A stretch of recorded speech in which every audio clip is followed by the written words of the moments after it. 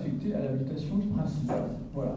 Donc ça, c'est la nouveauté de cette année, qui n'était plus le cas à partir de 2019.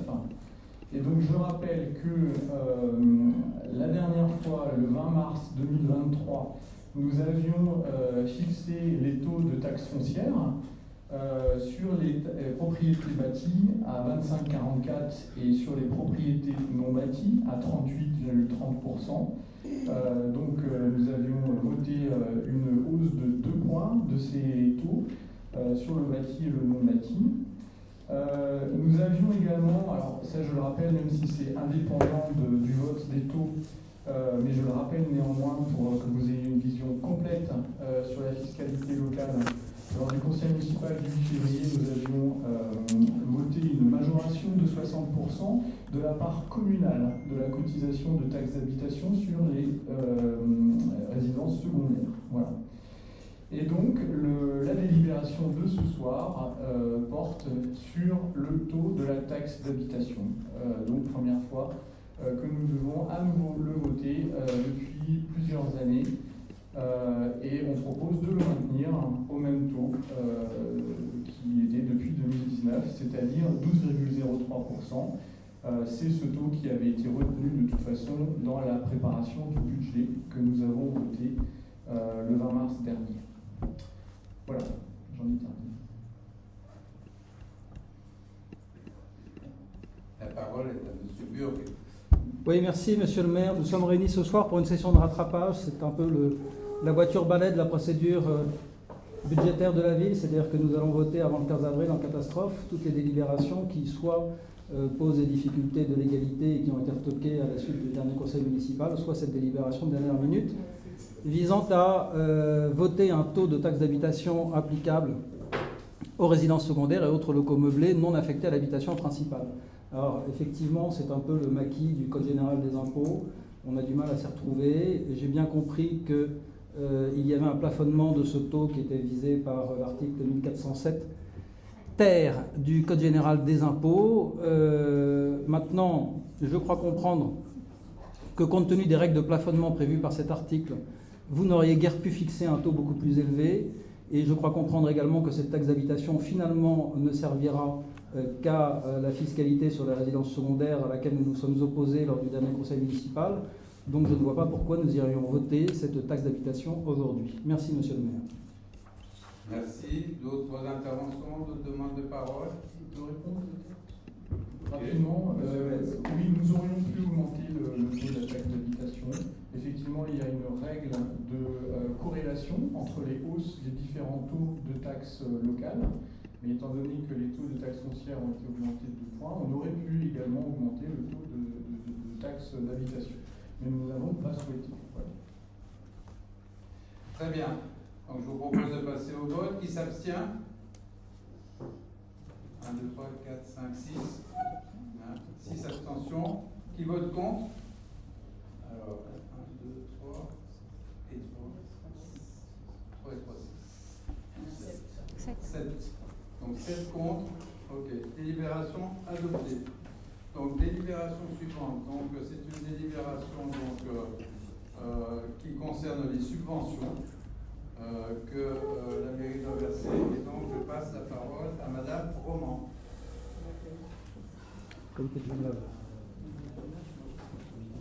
C'est la seule question.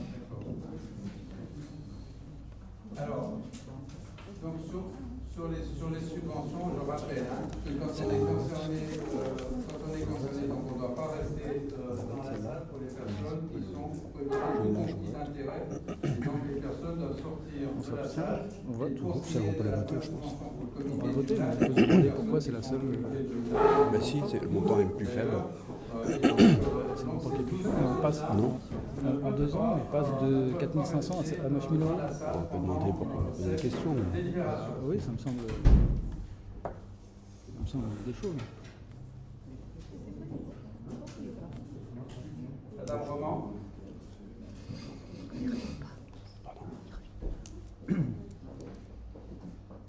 Donc, bonsoir à tout le monde.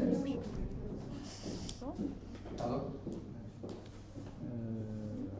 Alors, Madame Cabot-Surface, vous êtes faites partie, ouais, donc vous devez sortir. Madame Nanou, c'est prêt, Monsieur Gauthier, c'est prêt.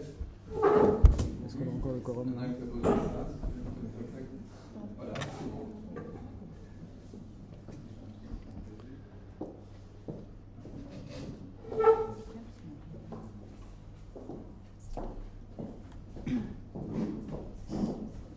Voilà, on peut y aller. Donc, je rappelle que l'attribution des subventions donne lieu à une délibération distincte du vote du budget, que toutefois toutes les subventions dont l'attribution n'est pas assortie de conditions d'octroi, le conseil municipal peut décider soit d'individualiser au budget les crédits par bénéficiaire, soit d'établir dans un état annexé au budget une liste de bénéficiaires avec, pour chacun d'eux, l'objet et le montant de la subvention.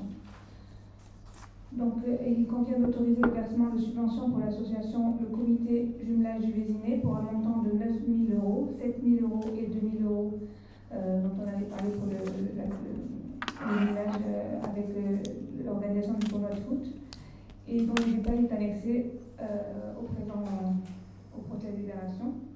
Le détail, tu plaisantes. Donc, je propose des questions.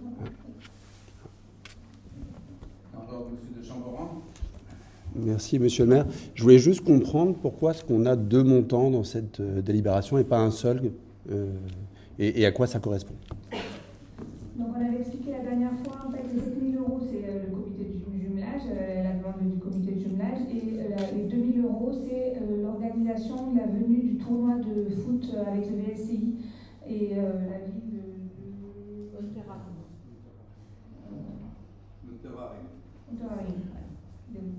Voilà. Donc c'est pour ça qu'on va séparer, juste pour expliquer d'où venait la différence entre les autres années. Ouais, je En pense. fait, si je peux me permettre de compléter, Monsieur Chamboran, donc il y a la subvention qui est pour les opérations courantes du comité de jumelage, et là, c'est un projet, les 2 000 € additionnels correspondent à un budget particulier qui n'a lieu qu'exceptionnellement et donc que cette année. Oui, je pense. Récurrence sur cette partie-là, et ça ne sera pas une base par rapport à l'année prochaine. Je pense qu'il serait bien de le préciser dans l'annexe parce que d'autres personnes vont se poser les mêmes questions à mon avis. Voilà, c'était précisé la dernière fois en fait. On précise dans le compte rendu qu'on soit précis sur le sujet, je suis d'accord avec ça. Parce que la dernière fois c'était marqué dans la deuxième ligne, la fois que c'est pas marqué. Très bien, pas d'autres demandes de parole. Ah pardon. Oui, monsieur le maire, manifestement, après 3 années de mandat, vous n'avez toujours pas compris à quoi sert une délibération et ses annexes. Chacune des 5 délibérations qui suivent se présente de manière tellement lacunaire et indigente que le mépris dans lequel vous tenez le conseil municipal et ceux qui le composent est manifeste. Je suis désolé de le dire.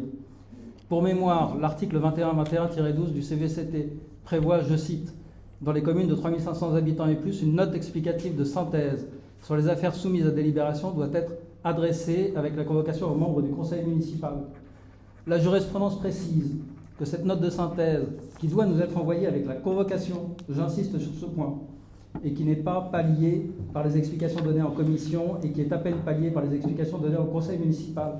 Cette note de synthèse doit permettre à chaque élu de comprendre le contexte, de connaître les motifs de droit et de fait justifier la décision.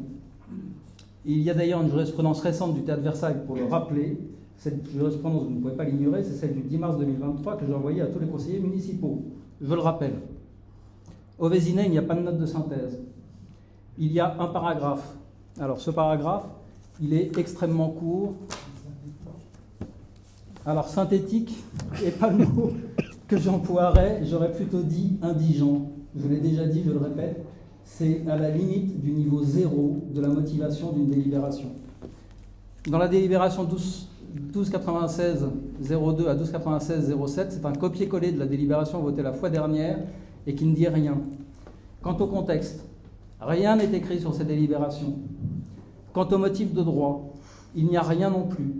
Tout juste l'article L21-21-29 selon lequel le conseil municipal délibère sur les affaires de la commune. Aucun texte relatif aux règles réunissant les délibérations n'est cité. Aucune condition d'octroi n'est citée. Nous n'avons aucune idée du nombre d'associations qui a demandé des subventions cette année. Ce renseignement a été demandé avant le conseil municipal. Vous avez donné rendez-vous au choix aux conseillers municipaux qui voulaient consulter cette liste, soit le 6 avril, soit le 21 avril, c'est-à-dire après le conseil municipal. C'est la date du 21 avril qui a été retenue. Nous ne savons pas, à la lecture de ces 5 délibérations, quelles sont les sommes qui ont été demandées et pour quel motif. Nous ne savons pas quel est l'intérêt local pour chacune de ces sommes, qui est quand même une condition d'octroi de fonds. Autrement dit, nous ne disposons d'aucun des éléments qui seraient nécessaires, à minima, pour assurer la légalité de chacune de ces délibérations. Ce n'est pas la première fois. Ça devient une habitude. Et une telle constance dans le mépris des formes légales interroge, même si elle a cessé de nous surprendre. C'est bien le mépris pour les membres du conseil municipal qui s'exprime dans la forme de ces délibérations, monsieur le maire. Je le répète, mais je suis désolé de le constater. En ce qui concerne le comité de jumelage, je note toutefois que la subvention versée au comité de jumelage était de 4 500 € en 2021, 7 000 € en 2022 et cette année 9 000 €. Cette hausse constante, alors que la MJC, l'USV et la SPL classe, pour ne parler que d'elles, sont tenues de se serrer la ceinture, interroge effectivement. Qu'est-ce qui motive une telle bienveillance vis-à-vis de cette association ? Où sont les documents justificatifs, la demande formulée et pourquoi ce choix de privilégier cette association par rapport à d'autres ? Je serais tenté de voter contre cette délibération. Je crois que nous nous abstiendrons. Merci, monsieur le maire. Peut-être juste répondre. Pour le jumelage, il y a quand même les collèges et lycées du Vésinet profitent du jumelage pour les voyages. Et quand vous dites que le montant était de 7 000 € cette année, certes, mais en 2019, il était de 8 500. Donc, il avait baissé pour 2021, mais après, là, il est remonté à 7 000. Il a toujours resté à ce montant-là depuis 2019. Même on l'a baissé. Oui, il avait été baissé, effectivement, mais pour des raisons de crise sanitaire, parce qu'il ne pouvait pas y avoir les échanges qu'il y avait habituellement. On n'a pas donné la subvention à hauteur de ce qu'était la demande, hein, mais je rappelle que ce n'est pas 9 000, c'est 7 000 plus 2 pour ce projet bien particulier au niveau du comité de jumelage. Donc je crois quand même que tout le monde s'accorde à dire que ce comité de jumelage est quand même au niveau de la ville du Vésinet très intéressant pour représenter la ville du Vésinet à l'étranger. Madame Garret. Vous voulez ajouter quelque chose, monsieur Burg ? Alors, je rejoins ce qu'a dit monsieur Burg. En date du 22 mars, mesdames de Mangin, Politis et moi-même avons demandé à consulter tous les dossiers de demande de subvention. Je suis surprise que la réponse ne nous soit parvenue que le 3 avril, soit 12 jours plus tard. Donc voilà, la réponse, le mail de réponse avec des propositions de date. Permettez-moi de me poser la question de ce délai de 12 jours. Est-ce un délai nécessaire pour faire un certain nombre de choses pendant ce temps sur ces dossiers? De plus, les dates proposées pour ces consultations sont toutes après le conseil de ce jour. Il eût été opportun, voire élégant, de nous laisser les consulter avant le conseil, vu que nous votons les subventions aujourd'hui. Concernant les contributions pour les écoles, donc effectivement, comme M. Burg l'a déjà rappelé, ce ne sont pas des subventions, hein, c'est une obligation pour les villes de contribuer au fonctionnement des écoles privées. C'est pas dans ces subventions, pardon. dans cette délibération-là. Okay. Par contre, vous l'avez plus là, vous pourrez vous exprimer. Ok, d'accord, vous avez fini alors. Pour une violation du Merci contrat de qui est cette précision. Donc, je propose de passer au vote. Qui s'abstient? Qui vote contre? Ah non, on s'abstient, monsieur le maire. Ah, donc 1, 2, 3. On s'abstient, non, on s'abstient pas. Pardon? On ne s'abstient pas. D'accord. Donc 3. Qui vote contre? Qui vote pour? Qui contre? Bon, délibération de tout le monde. Il y a des gens qui sont sortis, il faut. Ouais. Alors, ça fait combien? On plus les pouvoirs, quoi. 1, 2. C'est plus 3. 3, c'est de l'équipe de M.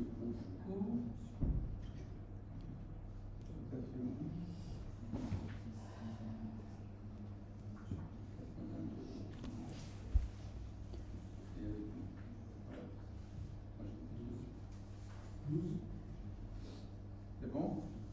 Hein? Donc voilà. Donc 12 pour, donc délibération adoptée. Donc deuxième délibération. Alors là, on enchaîne les délibérations sur les subventions. Hein. Donc la deuxième concerne la MJC. Alors oui. Alors, La MJC, j'ai rien noté sur la MJC. Ah non? J'ai rien noté sur la MJC. J'ai noté beaucoup de choses, moi. T'as noté beaucoup de choses sur la MJC? Bah, tu vas parler alors.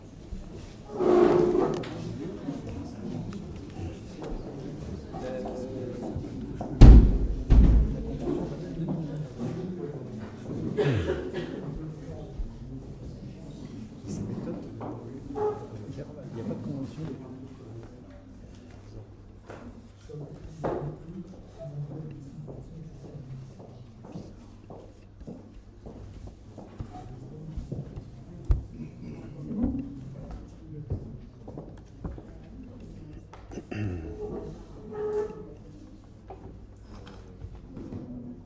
Ah oui, je passer directement de la 4 à la 5. Tu sais, la MJC, mis à part que la convention date de 2009 et qu'il faudrait peut-être signer un avenant annuel. Enfin, le versement de la subvention.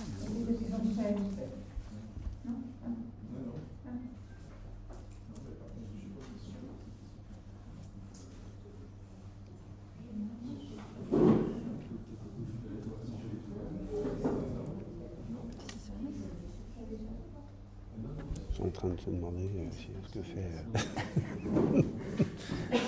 Ils ne savent pas que la sortie est définitive. Je crois qu'ils sont partis boire une bière en fait. Nos amis d'en face. Comme ils sont 18, on va pas laisser des révisions positives.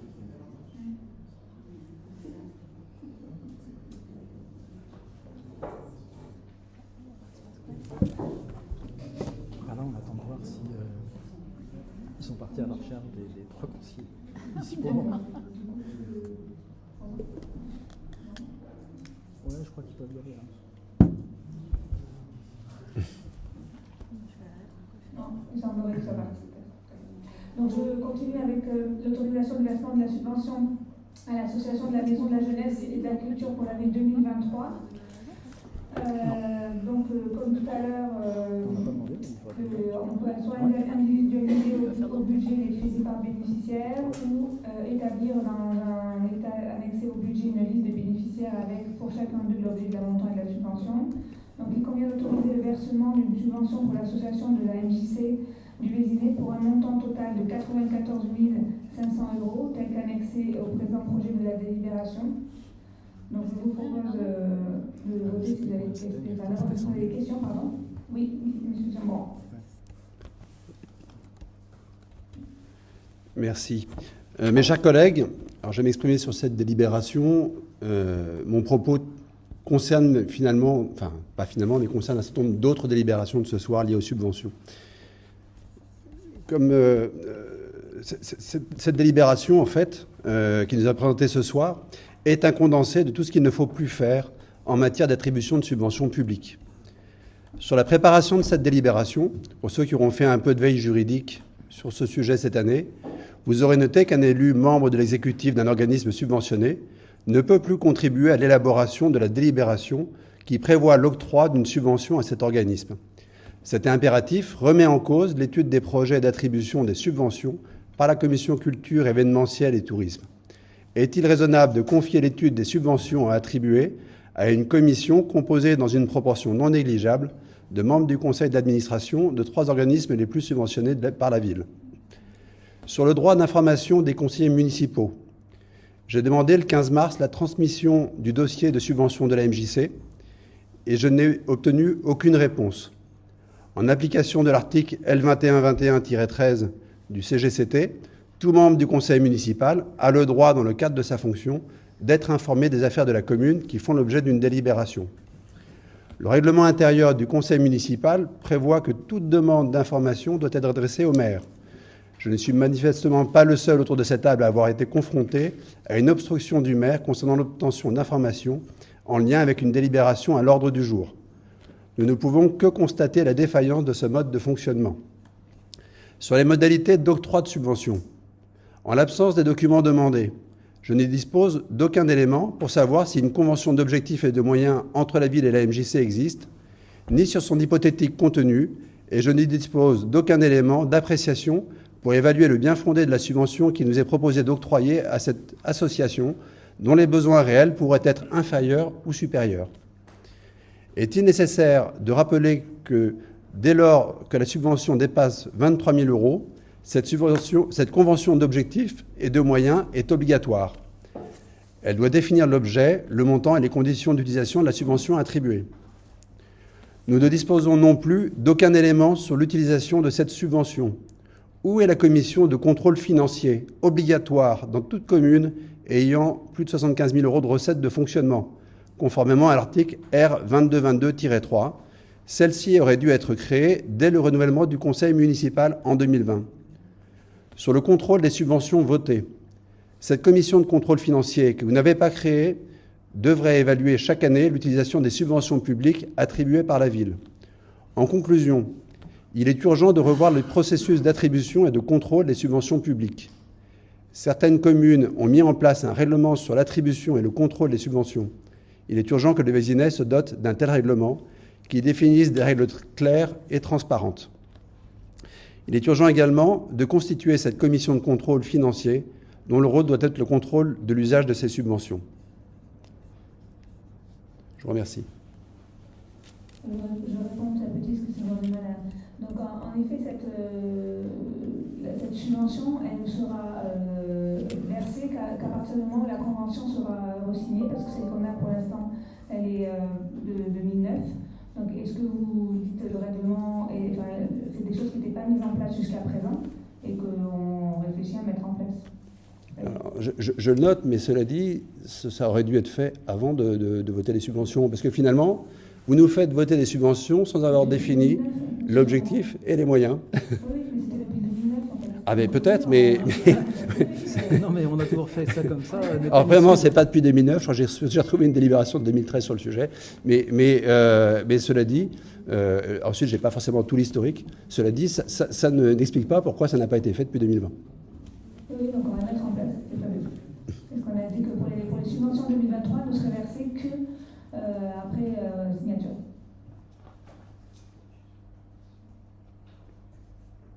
Oui, monsieur Doc. Oui, merci Madame Roman. Alors écoutez, je veux bien que nous fassions preuve de créativité juridique, mais il y a une limite à tout. Il y a effectivement cette convention de 2009 que M. Leroux m'a envoyée hier soir, que j'ai pris le temps de lire. Un article concerne la subvention, c'est l'article 4. La demande de subvention doit être adressée en application de ce texte avant le 31 octobre. Le second article qui est intéressant, c'est l'article 5, qui prévoit une reconduction express chaque année. C'est-à-dire qu'il n'y a pas de reconduction tacite. À partir du moment où vous ne pouvez pas justifier que cette convention a été renouvelée en 2010 et les années suivantes, il n'y a plus de convention.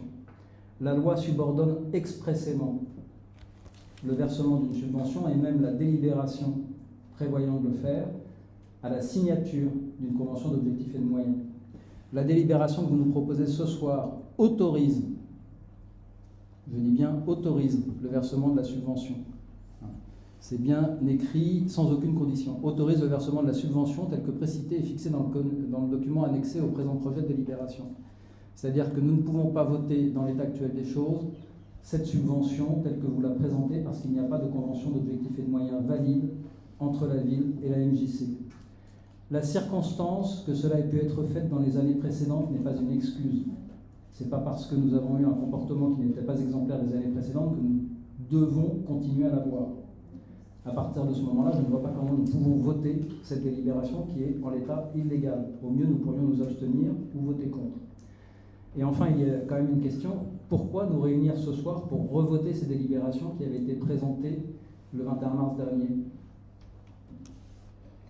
Donc, comme je l'ai dit tout à l'heure, on versera la subvention qu'une fois que la convention sera signée, elle est en cours de rédaction, donc pour celle de 2023. Donc ça, c'est la même réponse que M. de Chambon.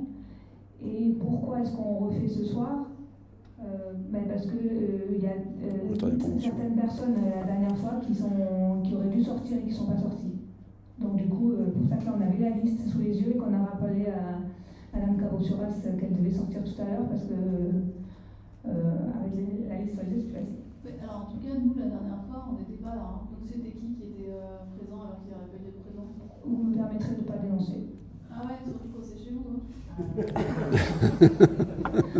Là, tout le monde a dit pour vous ce soir, c'est pour ça que j'ai dit... C'était filmé. Voilà, mais...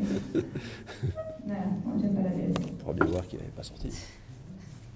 Comme c'était filmé. Donc, je propose de voter cette délibération. S'abstient. Oui, donc je signale que le groupe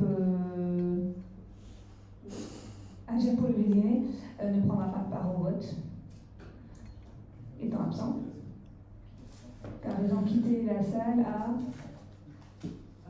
20h20. Donc, qui s'abstient?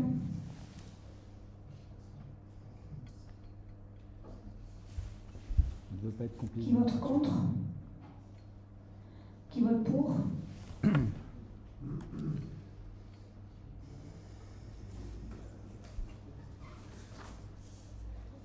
a espéré classe, il faut que tu sortes.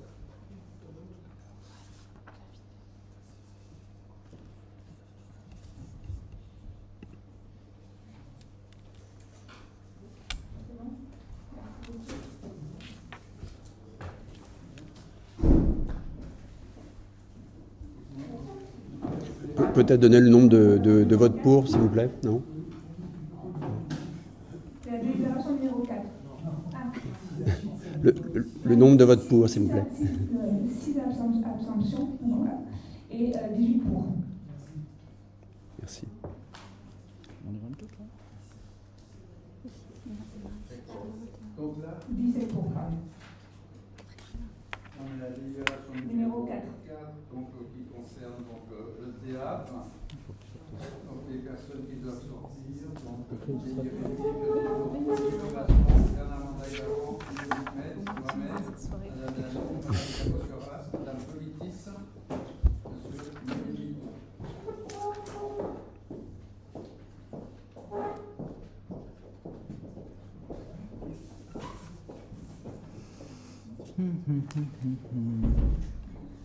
Donc cette fois-ci, il convient d'autoriser le versement d'une subvention pour la Société publique locale culture, loisirs, arts et spectacles pour un montant total de 672 850 €, tel qu'annexé au présent projet de délibération.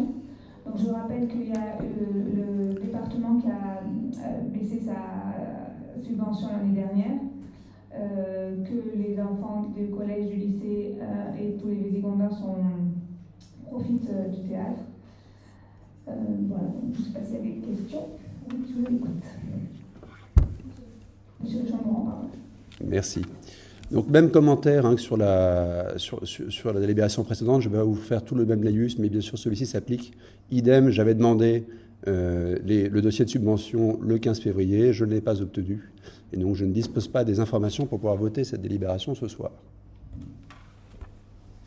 Monsieur Burg. Merci Madame Roman. Écoutez, je note que la convention d'objectifs et de moyens prévoit que la SPL effectue sa demande en fonction des éléments comptables qu'elle vous transmet. Les éléments comptables qui vous ont été transmis et que M. Leroux m'a transmis hier soir font état en recettes de 695 000 €, c'était la subvention attendue de la ville, et d'un déficit d'exploitation de 155 000 € dans l'état actuel des choses. Il y a une perte en 2022 de 88 000 €. Je vous remercie de nous indiquer la situation s'aggravant. Et alors que vous décidez de réduire la subvention de la ville sans aucune justification, ce que vous attendez pour prendre les mesures qui s'imposent, si vous attendez une liquidation judiciaire de cette ESPL, une mise en redressement judiciaire, ou bien si c'est pure hypocrisie de votre part et que vous savez pertinemment que par une décision modificative ultérieure, vous allez compléter cette subvention. Si c'est le cas, c'est de la pure hypocrisie d'afficher aujourd'hui une baisse de la subvention à la SPL que vous compléterez dans les mois qui viennent. Si vous entendez, entre guillemets, flinguer le théâtre, dites-le nous aussi, ça peut nous intéresser. Merci.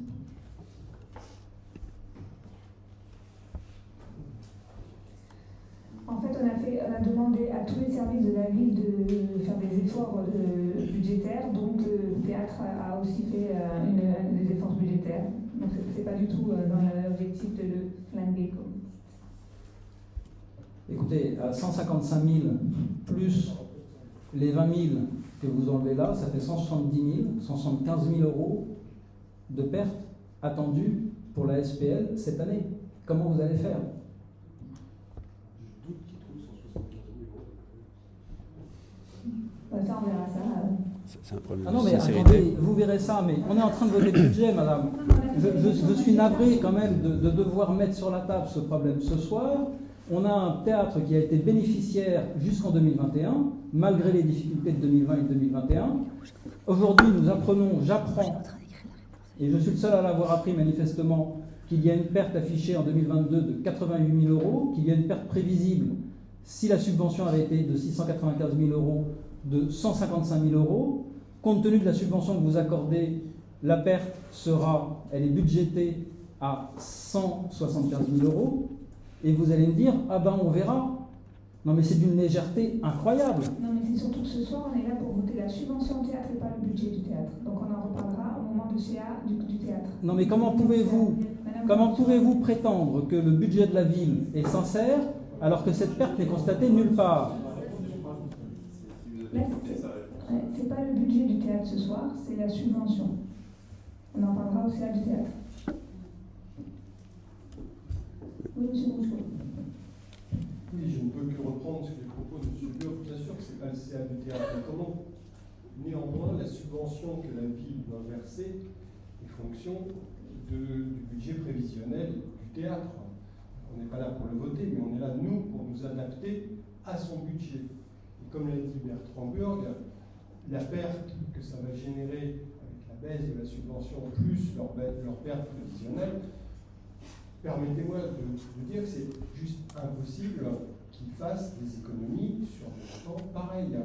Si on connaît un petit peu l'économie du théâtre, il n'y a pas de telles, c'est assez contraint, il n'y a pas de telles marges d'économie pour pouvoir arriver à des chiffres pareils. D'ailleurs, s'il y en avait, on se demande bien pourquoi il n'aurait pas été fait auparavant.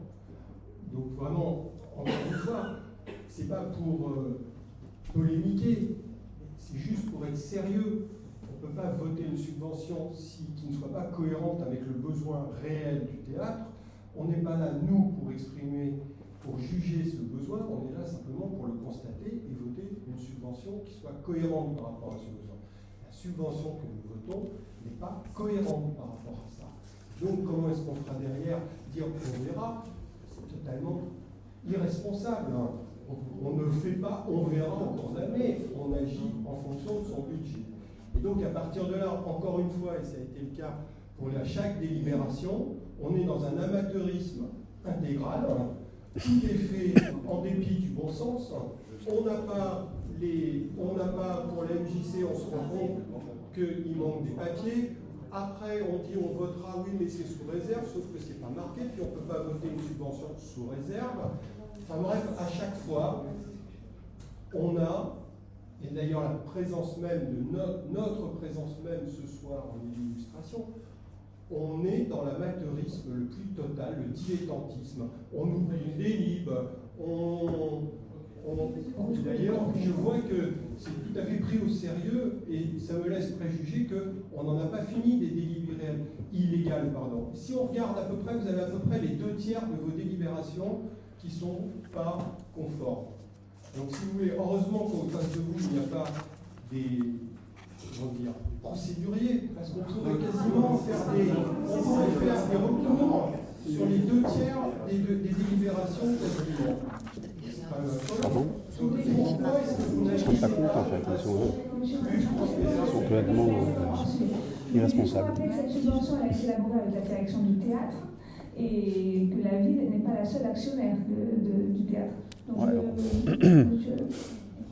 non, c'est bon? D'autres questions?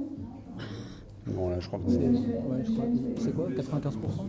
Non, c'est une action, je crois. Du théâtre d'un côté, avec son conseil d'administration, il y a des options qui sont prises dans la gestion du théâtre avec l'équipe du théâtre, et ce n'est pas le propos aujourd'hui.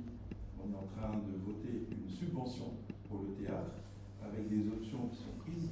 Alors ne profitez pas, s'il vous plaît, parce que je vois bien que vous profitez de l'absence de Didier Guérémy qui connaît les dossiers par cœur, vu que c'est lui qui les a élaborés. Bah, c'est justement une partie du problème. Non, mais la règle fait que les gens qui sont impliqués dans la gestion des théâtres ne peuvent pas participer au vote. C'est comme ça. Alors ça ne sert à rien de plonger dans cette possibilité de vous exprimer une fois de plus. Ça n'avance à rien. L'objectif, c'est de voter une subvention. Ce qui avancerait, c'est d'avoir des documents cohérents. Non. C'est bon, on va passer au vote. Moi, je voudrais quand même relever quelque chose parce que c'est quand même un peu ahurissant. Comment on peut attendre qu'un élu qui est intéressé participe à l'élaboration d'une délibération? C'est totalement inadmissible. Monsieur Guérémy étant par sa fonction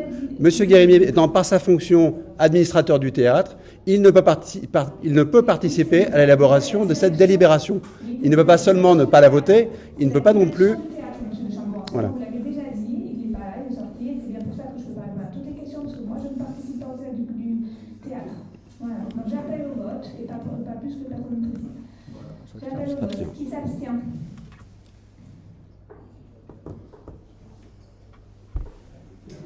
Qui vote contre? Qui vote pour?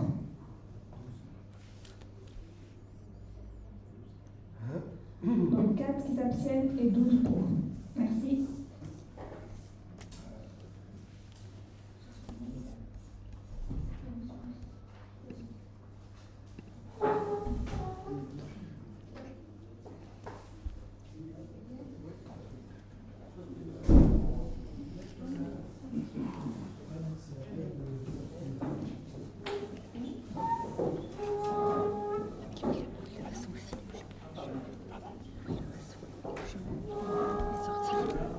À la sec.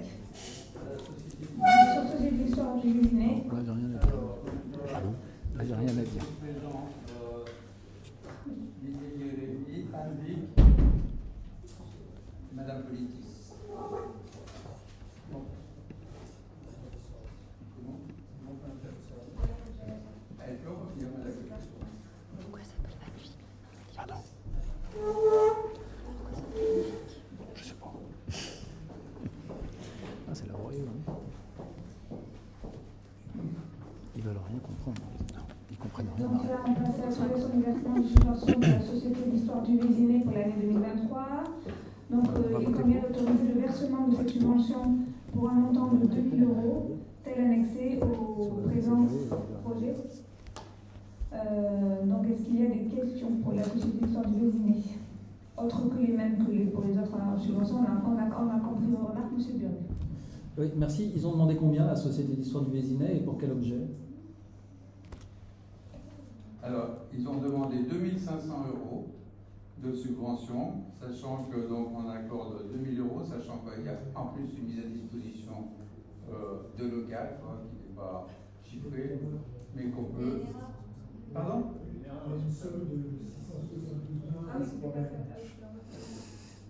Ah, c'est les méfaits du copier-coller. Ok. Alors, La subvention a beaucoup augmenté cette année. Ça fait augmentation la subvention. Monsieur Burg. Donc la subvention proposée est de 2 000 €, plus la mise à disposition du local. Et de salle.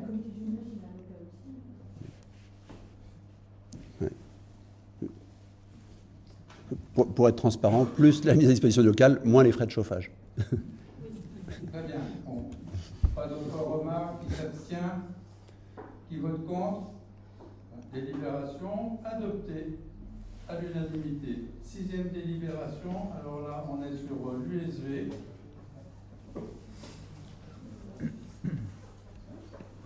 Et donc tout ça. Donc on a personne qui doit sortir sur l'USV. Donc c'est Madame Delcoche à qui je passe la parole, qui nous présente cette délibération. Madame, vous pouvez revenir.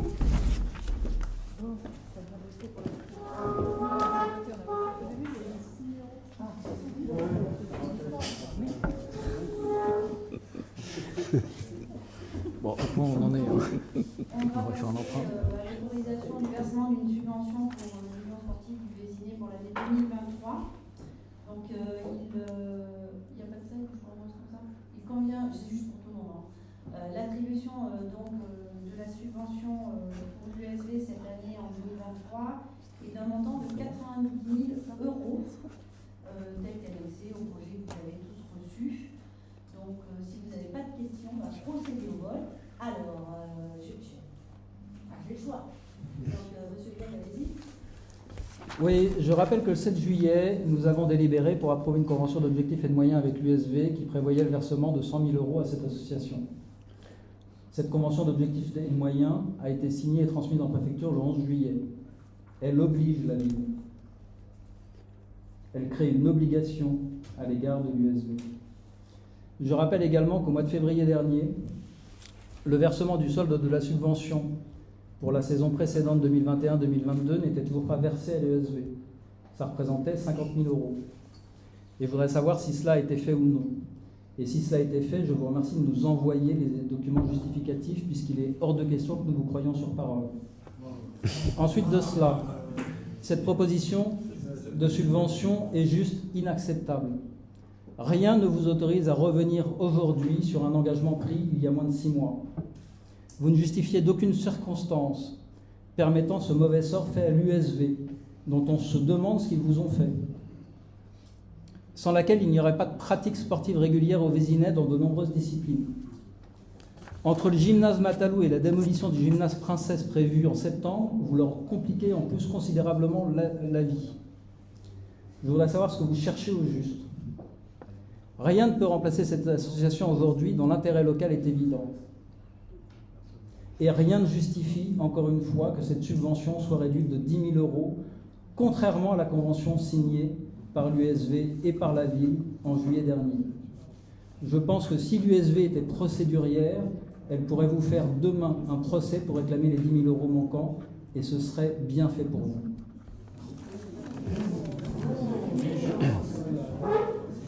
Vous êtes consternant. Monsieur Deschamps-Laurent. Merci, monsieur le maire. Juste. Je vous donnerai la parole après, monsieur. Le montant de la subvention pour l'USV qui a été indiqué de 100 000 euros dans la convention d'objectifs et de moyens, je suppose que vous avez lu la convention que l'on a votée, donc elle est donc soumise à plusieurs conditions et elle est sur l'année de 2022-2023. Donc période qui s'étend de septembre 2022 au 31 août 2023. D'accord ? Elle est soumise à un paiement en 2 phases. La première de 50 000 et la deuxième, comme vous l'avez souligné pour l'année dernière, de 50 000. Et la convention d'objectifs de moyens est soumise aussi à un certain nombre de réalisations, puisque c'est d'objectifs et de moyens, en fonction des projets que l'USV va nous présenter. D'accord ? Donc, nous avons décidé, cette année, comme pour toutes les autres associations, dans le contexte actuel, de baisser le montant de la subvention de 100 000 à 90 000. D'accord ? Donc, ce montant-là a été annoncé à l'USV, expliqué, et l'objectif est, comme pour tous les autres, que l'USV participe à l'effort que l'on demande à chacun, dans un contexte économique que vous connaissez mieux que quiconque. Et donc, aujourd'hui, c'est la situation qui nous amène à décider de baisser, même pas de 10%, la subvention que l'on donne. Alors, mêler tout ce que vous avez dit, Matalou, Princesse, à la subvention, je pense que vous faites un amalgame entre tous les sujets, parce que je pense que soit vous les connaissez mal, soit vous utilisez encore une fois tout ce que vous pouvez pour rabaisser les personnes qui sont en face de vous. Donc, quand on ne connaît pas les sujets, je pense qu'il est mieux de se taire. Voilà, c'est ce que je voulais vous dire. Attendez, monsieur Burg, vous êtes intervenu, donc maintenant c'est à monsieur de Chamboran. Monsieur de Chamboran. C'est vous qui faites la police du conseil municipal maintenant. Mais c'est pas grave. Non, juste pour dire que le 15 février, j'avais également demandé les documents, le dossier de subvention pour cette association, pour l'USV, et je n'ai non plus rien reçu, donc je ne dispose pas d'éléments pour pouvoir évaluer cette subvention, hormis effectivement cette convention qui a été signée au mois de juillet. Effectivement, moi j'aimerais bien savoir si la part de subvention qui n'avait pas été versée pour l'année dernière l'a été, si elle le sera. Si elle ne l'est pas, pourquoi, enfin, s'il n'est pas prévu de la verser, pourquoi sachant que normalement, effectivement, comme ça a été dit, ce vote de subvention qui a été réalisé engage la ville et crée un droit pour l'USV.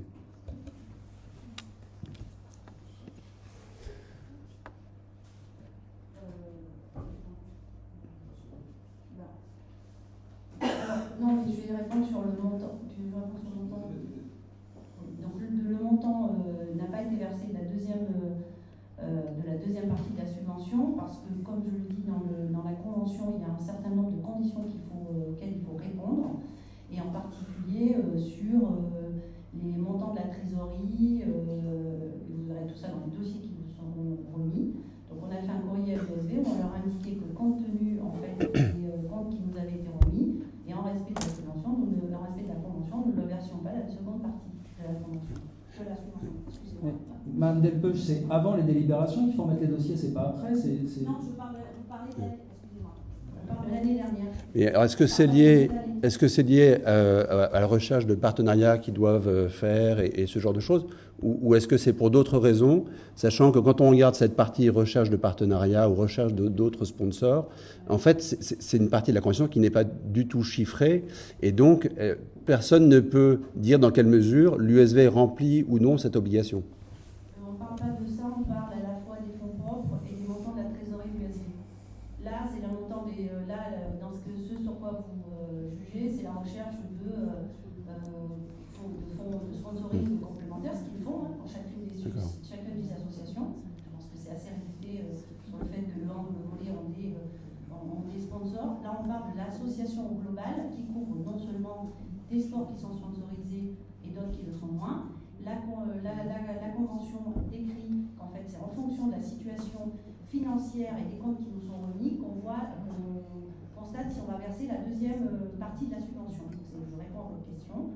Il y a eu une analyse de la situation financière de l'USV comme pour toutes les autres associations. Et en fonction de cette situation financière, il a été décidé de ne pas verser la deuxième partie. Vous aurez complété ce dispositif en disant que de toute façon, j'ai rencontré M. Delière sur le sujet pour bien expliquer les positions. Donc on n'a pas fait ça dans notre coin ou dans le dos de l'USV, qui est une association qu'on respecte au plus haut point, avec les 3000 adhérents sportifs. Donc là, il n'y a pas d'ambiguïté sur le sujet. Il faut quand même que vous sachiez que sur toutes les mises à disposition des locaux à l'USV, Dieu sait s'il y en a, il n'y a aucune facturation des fluides. Donc il faut tenir compte aussi de ce que la ville dépense pour l'USV en dehors de cette seule subvention. Vous voulez porter ça à votre connaissance. Madame Cabot-Suras. Merci. Moi, je ne comprends pas très bien pourquoi on demande à toutes les associations de faire un effort. Vous pourriez développer un peu là-dessus ?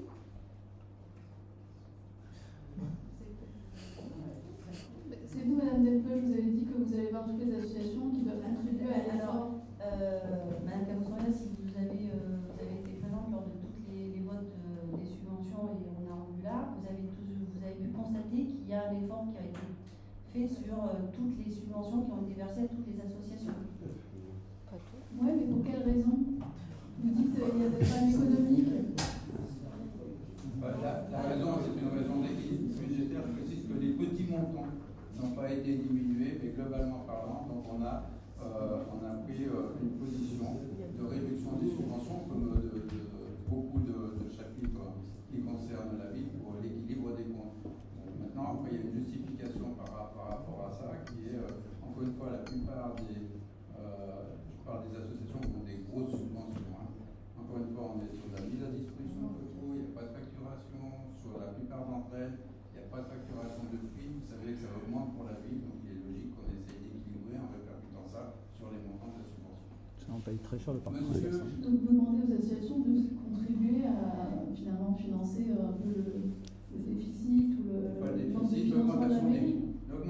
Alors c'est ça que je ne comprends pas, parce que la dernière fois, M. Met nous a expliqué que l'augmentation des coûts liés au prix de l'énergie, ça résultait par une augmentation de 1,2 million d'euros en budget de fonctionnement, qui était entièrement couverte par les économies faites sur les dépenses des services. Alors pourquoi est-ce qu'on demande aux associations de venir combler l'augmentation des prix de l'énergie, alors que juste par le plan d'économie, l'augmentation est couverte ?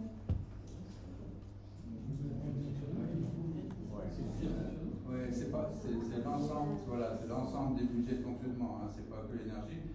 Et je vous invite à regarder ce qui se passe dans les autres villes aussi sur la mise à disposition des locaux et la facturation des villes. Et vous verrez que la politique de la ville de Vézinay vis-à-vis des associations, et particulièrement, puisque là on parle de l'ESV, des associations sportives, les associations ne sont pas à plaindre par rapport à ce qui se passe dans certaines autres villes, même si c'est pas, même si on est obligé de répercuter les impératifs d'économie qu'on doit faire.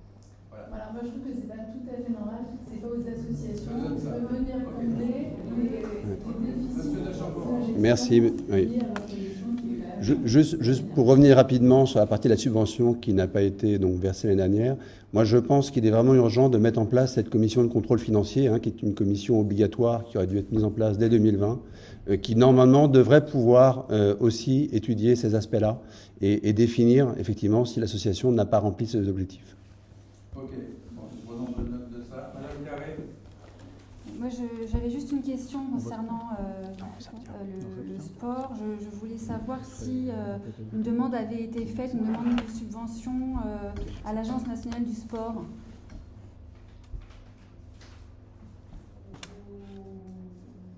Pour les équipements. Si nous, on a demandé... Oui, est-ce que la ville a fait une demande de subvention à l'Agence nationale du sport pour les équipements de la ville? Bien sûr, nous sommes en train de monter le dossier et pas que seulement pour ça. Donc nous sommes en train de monter des dossiers de subvention auprès de l'ANS et de plein d'autres organismes pour le sport. D'accord. Alors j'aurais un élément à porter à votre attention. Pour pouvoir bénéficier des subventions de l'Agence nationale du sport, dans le cadre du programme des JO, les porteurs de projets doivent attester de la propriété foncière de l'équipement ou d'une propriété prochaine, ou encore d'un titre leur donnant un droit de propriété ou d'usage, blablabla.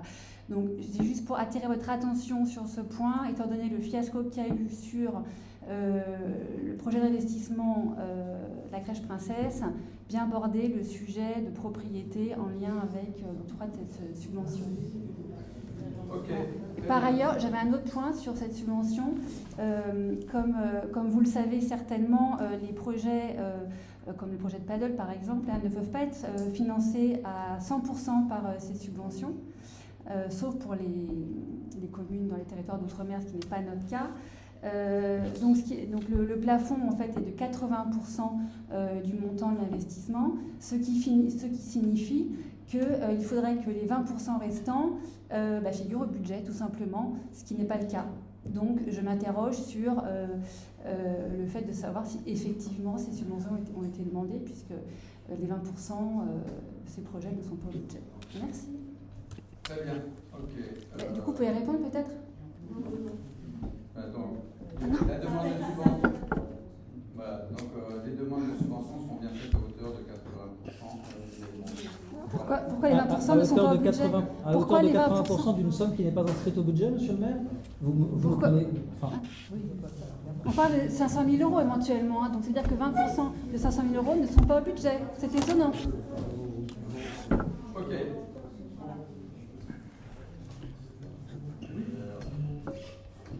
Bon, alors je vais redire ce que j'ai dit déjà lors de la présentation du budget, mais j'ai l'impression que vous n'étiez pas très attentif, donc je vais le répéter. Il y a un certain nombre... C'est pas la peine de nous parler sur ce ton comme si on était vos élèves.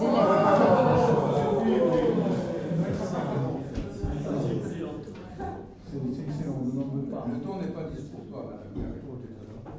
Donc, je vais donc répéter ce que j'ai dit dans la présentation. Je vais donc répéter ce que j'ai dit dans la présentation de cette libération. Que nous souhaitons réaliser dans la mesure où nous avons des subventions et que ces projets-là, qui ont été présentés d'ailleurs dans l'Europe, il y a une liste dans l'Europe, ne sont pas inscrits au budget principal 2023. Les demandes de subventions sont en cours d'être montées. Pour certaines l'ont été, pour d'autres vont l'être. Et lorsque nous aurons les réponses des subventions, et seulement à ce moment-là, lorsqu'elles seront positives, nous les inscrirons au budget à travers une décision modificative, une DM. Voilà, c'est ce que j'avais déjà dit, et on reste sur la même position. Très bien. Donc maintenant, tout le monde s'est exprimé, on passe au vote. Donc qui s'abstient? 1, 2, 3, 4, 5, 6, avec le pouvoir 7. Très bien. Qui vote contre? Personne. Qui vote pour?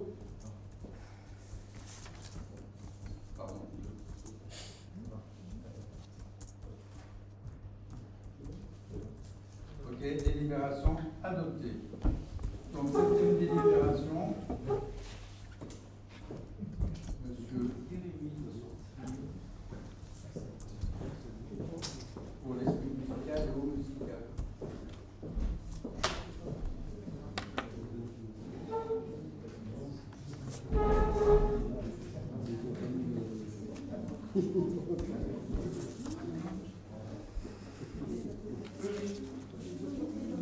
Pourquoi être dans le bureau? Ok, bon, donc là on a groupé donc, un ensemble donc, des petites subventions donc, pour plusieurs associations. Donc vous voyez donc, dans la délibération qui vous a été présentée, donc il y en a un certain nombre. Il y a une remarque que je voudrais faire, c'est que nous avons une demande de scinder, contrairement à ce que ça a toujours fait par le passé, la partie contribution aux écoles privées, donc ce qu'on appelle l'écolage, et c'est à mon avis juste non, c'est pas ça, l'écolage. demander ce genre de choses. Donc ça c'est quelque chose qu'on mettra ça en pratique pour l'an prochain. Mais là pour l'instant, vous comprenez, parce que cette subvention relative à l'écolage est une subvention qui est un montant qui est obligatoire. Hein. Donc il n'y a pas de choix sur cette partie-là, alors que l'autre partie, oui.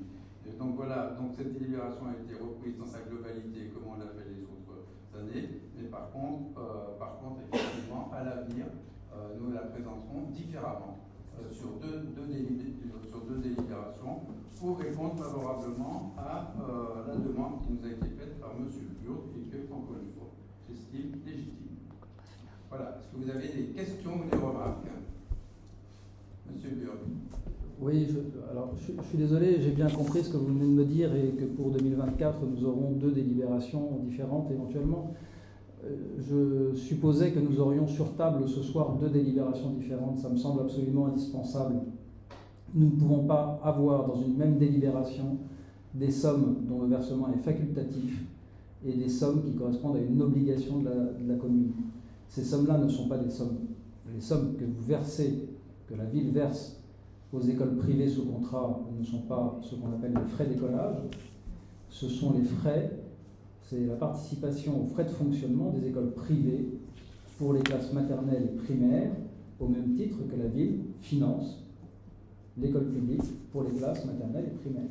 Ce n'est pas l'écolage. L'écolage, c'est le fait d'avoir des enfants du Vésinet accueillis dans des écoles publiques en dehors du territoire de la ville du Vésinet et hors carte scolaire pour des raisons particulières. Ce sont 2 choses différentes. Il n'empêche que pour ce soir, je suis navré, mais on ne peut pas avoir dans la même délibération des sommes facultatives et des sommes obligatoires. Ce n'est pas possible. Parce que nous ne pouvons pas voter contre le versement de ces sommes aux écoles privées sous contrat, alors que nous pourrions éventuellement voter contre le versement de subventions à telle ou telle association. À partir du moment où vous mêlez des dépenses obligatoires et des dépenses facultatives, vous contraignez les conseillers municipaux à voter pour ou au mieux à s'abstenir. C'est-à-dire que vous portez atteinte à leur liberté de vote. Je ne sais pas si vous comprenez tout à fait, ce sont des choses qui ont trait à la démocratie locale, c'est un peu compliqué, François. Madame Carré. Oui, merci Monsieur Burg. Effectivement, vous aviez déjà expliqué ceci lors du précédent conseil municipal. Tout le monde n'a peut-être pas été suffisamment attentif. Le montant de 228 000 € est inférieur à ce qui a été versé l'année dernière et inférieur à ce qui est versé sur la moyenne des écoles privées en Île-de-France. Donc pour les écoles maternelles, on est sur une moyenne de 1 200 € par enfant. Là, le versement est de 850 € par enfant au Vésinet. Et pour les écoles primaires, la moyenne en Île-de-France est de 1 000 € et au Vésinet 490 €. Donc on est très en dessous. C'est dommage. Donc effectivement, c'est une obligation de contribuer aux frais de fonctionnement des écoles privées. Et la ville a besoin de ces écoles privées, contrairement à ce qu'a déclaré Madame, votre adjointe à la scolarité en commission, la ville ne serait pas capable d'absorber tous les enfants qui sont scolarisés à l'école Jeanne d'Arc, à l'école Sainte-Odile et à l'école du Bon Sauveur. Donc la ville a besoin de ces écoles, donc il faut les soutenir dignement. Donc voilà, c'est dommage de réduire ce montant à 228 000 euros. Par ailleurs, les représentants des écoles privées nous ont demandé un rendez-vous, monsieur le maire, que vous avez reporté à une date après ces conseils municipaux. C'est fort dommage. Merci. Ok, bon, j'ai bien noté tout ça, donc je propose de passer au vote. Qui vote contre? Qui s'abstient? 1, 2, 3. Délibération adoptée. Dernière délibération, c'est une délibération, donc vous pouvez rappeler, donc, M. Guéry, qui est une délibération donc, qui est relative à une demande de protection fonctionnelle.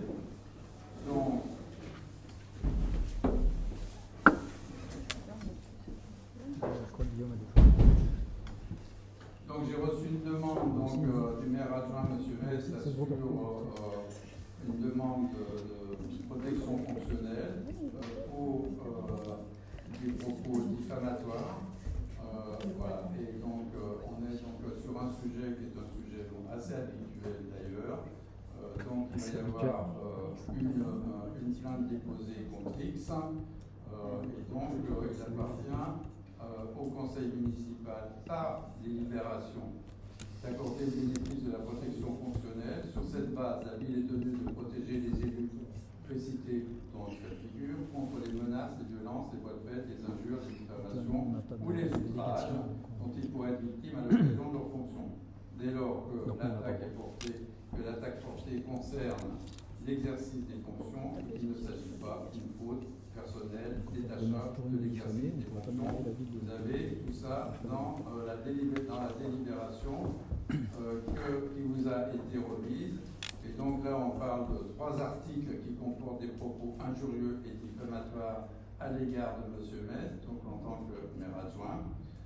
Par conséquent, le conseil municipal est appelé à se prononcer sur l'octroi de la protection, de cette protection fonctionnelle. Monsieur Chambord. Merci, monsieur le maire. Mes chers collègues, pour en avoir fait l'expérience, je sais comme il peut être désagréable pour un élu d'être malmené par des articles de blog. Si j'estime que chacun est libre de porter plainte avec ou sans citation directe, j'ai néanmoins toujours considéré qu'un élu qui perçoit des indemnités d'adjoint n'avait pas à utiliser de l'argent public pour mener ses propres batailles judiciaires. Loin de considérer que cette doctrine s'appliquerait uniquement aux autres, je rappelle qu'à titre personnel, je me suis appliqué ce principe. Je voudrais maintenant revenir plus en détail sur la délibération qui nous est proposée ce soir. Le fondement législatif et réglementaire de cette délibération s'appuie sur le décret numéro 2017-97 du 26 janvier 2017 relative aux conditions et aux limites de prise en charge des frais exposés dans le cadre d'instances civiles ou pénales. Ce décret stipule à l'article 3 que la décision de prise en charge de la protection fonctionnelle indique les faits au titre desquels la protection est accordée. Elle précise les modalités d'organisation et de la protection, notamment sa durée, qui peut être celle de l'instance. Sur les faits, si les 3 articles concernés sont bien cités, rien n'indique si une ou plusieurs plaintes ont été déposées, avec ou sans citation directe, et si celles-ci l'ont été pour injure publique ou pour diffamation. Rien n'indique précisément quels sont les propos retenus ni leur qualification. Car ayant un peu d'expérience en la matière, je rappelle que le droit de la presse est particulier. Vous ne pouvez porter plainte sur des articles de blog dans leur intégralité. Vous devez, dans ces articles, identifier les propos incriminés et qualifier votre plainte pour injure publique ou pour diffamation. Cela ne peut être un mixte des deux. Ce sont des procédures très aléatoires, car si vous portez plainte pour diffamation et que le tribunal considère qu'il s'agit d'injure publique, vous êtes débouté. Rien n'indique non plus quelles sont les actions qui ont été menées par l'élu lors de la publication de ces articles. Lorsqu'une personne est citée dans un article, elle dispose d'un droit de réponse. L'élu concerné a-t-il tenté d'exercer ce droit de réponse ? Si aucun droit de réponse n'a été publié sur le blog concerné, Rien n'indique que ce droit lui ait été refusé par l'auteur du blog. Rien n'indique non plus si des démarches ont été entamées par l'élu pour demander à l'auteur de ces propos de retirer la publication de ces articles. Par expérience, en matière de droit de la presse, on obtient souvent beaucoup plus par un accord que par une procédure. Car si l'auteur de ces propos gagne les procédures engagées contre lui, de quels moyens disposera M. Metz pour faire supprimer ces propos? Et ça, c'est vraiment mon expérience, puisque j'ai eu moi-même plusieurs procédures sur le sujet. J'ai gagné la première, j'ai fait retirer uniquement la partie sur laquelle j'avais gagné, mais pas le reste. Et la seconde fois, avec un accord, j'ai pu faire retirer tous les articles qui étaient concernés. Sur les moyens mis en œuvre pour assurer la protection fonctionnelle, rien n'indique non plus, dans cette délibération, quels sont ces moyens, comme l'exige pourtant l'article numéro 2017-97 à l'article... voilà. Rien n'indique par exemple si une convention a été mise en place entre la ville et l'avocat de l'élu concerné, si l'élu avancera des frais de justice et se les fera rembourser, ni dans quelles limites. L'absence d'éléments décrivant les moyens engagés pour la protection fonctionnelle de l'élu pourrait constituer un motif d'annulation de cette délibération. Enfin, dans la partie fondement législatif et réglementaire de la délibération, il est écrit, je cite, que l'octroi de la protection fonctionnelle est demandé pour la répression des propos publiés dans 3 articles. Selon la définition de l'article, la première définition, la répression est l'action de réprimer, de punir. La seconde définition, le recours à la contrainte et à la violence à l'encontre d'une dissidence. Si la protection fonctionnelle peut être accordée à un agent ou à un élu pour défendre et faire cesser des faits dont il est victime, elle ne peut en aucun cas être motivée par l'unique objectif de punir l'auteur d'un blog pour ses propos. Sur ce point, je trouve la rédaction de cette délibération particulièrement désastreuse, et cela pourrait constituer un motif supplémentaire d'annulation de cette délibération, y compris en cas de recours par l'auteur du blog. En conclusion, parce que j'estime qu'un élu qui perçoit une indemnité de fonction peut prendre à sa charge les frais qu'il engage dans des actions judiciaires, principe que je me suis personnellement appliqué, parce que j'estime qu'un accord aurait dû être tenté avant d'entamer des recours en justice, parce que cette délibération ne mentionne aucune action réalisée pour tenter de trouver une conciliation avec l'auteur du blog, parce que cette délibération est incomplète puisqu'elle ne cite pas précisément les propos contestés et leurs qualifications, les actions en justice entamées et les moyens octroyés à la protection fonctionnelle demandée, je voterai contre cette délibération. Très bien, M. Burg et M. Bourgeois. Écoutez, Guillaume de Chamboran a quasiment tout dit. La seule chose que j'ai à ajouter, c'est que je trouve quand même qu'il est assez paradoxal pour ce blogueur dont finalement vous lui accordez une importance qu'il n'a sans doute pas. Vous alliez encombrer un tribunal correctionnel aux frais de la ville, d'une part, et d'autre part, je trouve surtout très paradoxal qu'il y ait des efforts qui soient demandés aux services, qu'il y ait des efforts qui soient demandés aux associations dont on réduit les budgets, mais qu'en revanche, pour M. Ludovic Metz, il n'y ait pas d'efforts demandés. M. Bourgeois. Je ne vais pas reprendre ce qui a été dit, mais globalement, c'est juste extrêmement précis et juridiquement exact. Et il y a un élément que je voudrais rajouter qui est, ayant vécu comme Guillaume de Chamboran la même chose, ayant également intenté des procédures contre le même blog, je n'ai d'ailleurs moi-même jamais demandé 1 euro pour la défense personnelle parce qu'on a la chance, nous avons, j'imagine que vous-même, M. Cravati, et tous vos adjoints aussi, une assurance responsabilité civile par rapport à vos fonctions d'élus, enfin de responsables élus, qui couvre expressément ces problèmes-là. Et dans mon cas, c'est très exactement l'assurance dont je me rappelle plus laquelle c'est, qui a couvert les frais, c'est la SMAC, la SMAC, quand ça en fait la publicité pour eux, qui a couvert l'intégralité des frais que ça a coûté. Donc encore une fois, je ne vois pas pourquoi ce serait la ville qui viendrait payer, alors que vous avez, je pense que vous l'avez tous souscrit, enfin tous les adjoints l'ont souscrit, en tout cas s'ils ne l'ont pas fait, je leur recommande très fortement de le faire, pour être embarqué dans des choses très complexes et très coûteuses, de souscrire ces assurances. Dernier point et sur lequel je vais revenir, qui est quand même une réalité à laquelle beaucoup de ceux qui se sont attaqués à ce blog se sont cassés le nez. Et en plus, la juridiction a évolué, est devenue encore plus tolérante pour ce type de publication. Si vous ne caractérisez pas, et donc comme ce n'est pas fait dans cette délibération, vous n'avez absolument pas caractérisé les éléments que vous lui reprochez. Vous avez cité la totalité d'un article qui, comme M. de Chamboran l'a dit, n'est absolument pas la façon de faire, et vous n'avez pas caractérisé est-ce que c'est de la diffamation, de l'injure, etc., etc. Donc encore une fois, on est dans de l'approximatif, on est dans quelque chose qui n'a aucune raison d'être pris en charge par la ville, parce qu'on a les moyens et les moyens personnels par ses assurances ou par soi-même de le faire. Donc je ne vois vraiment pas, à part faire de la publicité sur à ce blog, pourquoi est-ce que nous débattons de ça aujourd'hui. Madame Pancos. Merci à tous pour ce cours de droit. Je crois que vous laisserez les avocats compétents en la matière apprécier effectivement le bien fondé de cette action pour laquelle nous demandons la protection fonctionnelle. Et le paradoxe, et là je réponds à M. Burg, le paradoxe c'est quand même de faire supporter aux Vésigondins les frais de toutes les procédures que vous engagez, y compris des procédures abusives, notamment dans les hypothèses où il n'y a pas eu de frais d'avocat. Donc le paradoxe, il est chez vous, il n'est pas chez nous. Attendez, quelle est la procédure abusive que j'ai pu engager contre la ville, Madame Thomas? Non, Je parle de manière générale. De manière générale, alors, soyez précise. Si j'ai intenté une procédure abusive contre la ville, dites-le clairement. Je parle de procédure tentée de manière générale, et en particulier pour ce qui est de réclamer des sous aux Vésigondins alors qu'il n'y a pas eu de frais d'avocat exposés. Mais attendez, qu'est-ce que vous êtes en train de dire, Madame Thomas? Non, mais qu'est-ce que vous êtes en train de me dire? Ça, c'est de la diffamation, ça. Je fais Ça, c'est de la diffamation. décision du tribunal administratif du 10 mars où tous les plaignants ont sollicité, ont demandé la condamnation de la ville, Oui. à verser 200 € au titre de l'article 700.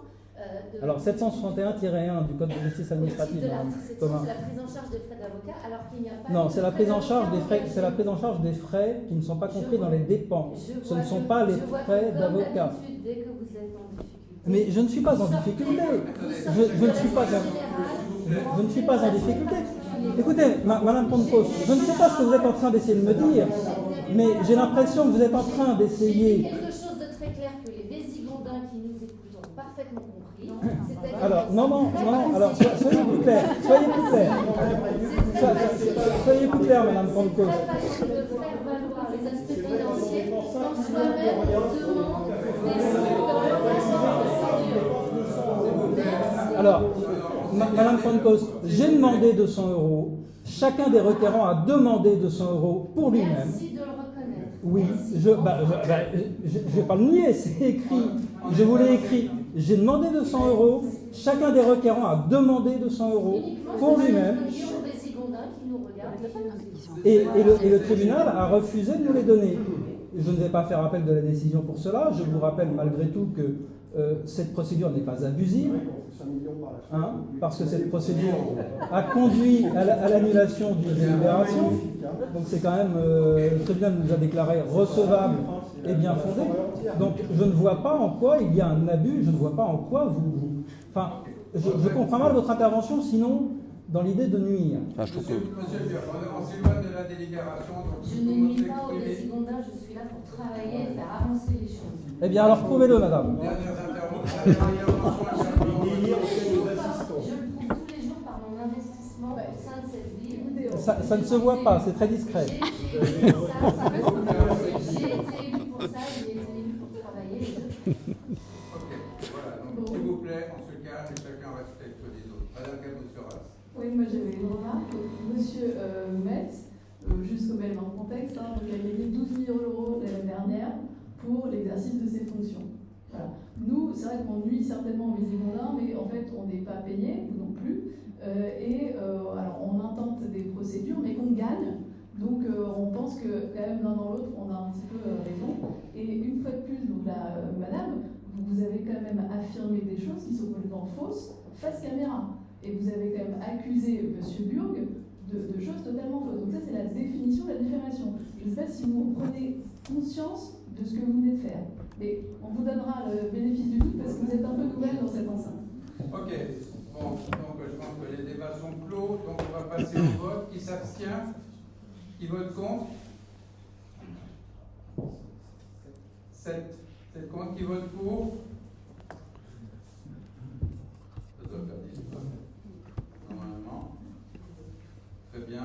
Délibération adoptée. Donc nous en avons terminé avec l'ensemble des délibérations. Je vous remercie. Il n'y a pas de questions diverses aujourd'hui? Bien sûr, tu as le droit d'en poser. Non, bah, je vois des questions ouvertes pour le conseil, quoi. Si tu veux, On a envie de... Monsieur le maire, il n'y a pas de questions diverses. Je ne parle pas de questions écrites, je parle de questions diverses. Si On nous n'a pas avons le une droit de question à poser, s'exprimer? On n'a pas le droit de la poser. s'exprimer? Pour l'instant, l'état actuel, et je vous rappelle, à l'exception de vos groupes, je ne sais pas si vous avez vu mon message aujourd'hui, qu'effectivement, on respecte strictement le règlement intérieur. Alors, je crois que la version... Les divers doivent être posés préalablement. pas du tout. Alors, C'est dommage, monsieur. mais vas-y, hein, tu as réel. Ok, bah, je vais continuer à filmer. Bon, alors moi, je voulais juste parler un petit peu du cabinet médical qui s'est installé 9 rue Félicien David. 3 médecins, en fait, se sont... Ah pardon, je recommence. Donc, le cabinet médical qui s'est installé au 9 rue Félicien David, près de la place du marché, monsieur le maire, il y a quelques mois. Ah, écoutez, monsieur le maire, arrêtez mon micro, c'est ridicule.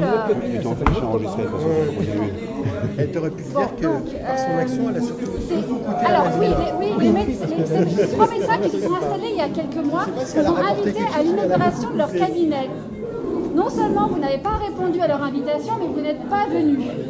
Par ailleurs, Non mais Gabriel, elles ont dû se battre. c'est plus la peine. Elles ont dû se battre pour faire installer leur plaque.